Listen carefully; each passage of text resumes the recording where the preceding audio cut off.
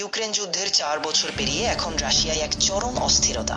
প্রতি মাসে অন্তত 30,000 রুশ সেনার হতাহত হওয়ার খবরে যখন পুরো দেশ উত্তাল, ঠিক তখনই প্রকাশ্যে এলো এক চাঞ্চল্যকর গোয়েন্দা তথ্য।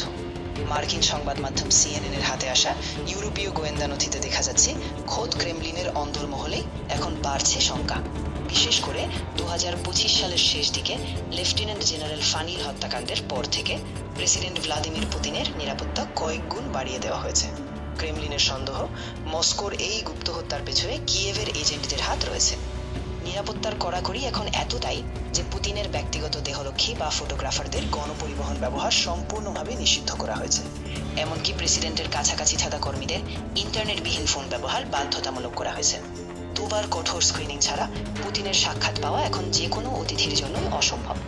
শেষ অংশ উপসংহার। নিরাপত্তার তাগিদে পুতিন এবং তার পরিবার এখন এমনকি তাদের প্রিয় গ্রীষ্মকালীন আবাস ভালোদায়ও যেতে পারছেন না। যুদ্ধের এই ডামাডোলে নিজের দুর্গ আরও সুরক্ষিত করছেন রাশিয়ার লৌহমানব, কিন্তু প্রশ্ন রয়েছে, এই কঠোর নিরাপত্তা কি আসন্ন সংকট রুখতে পারবে?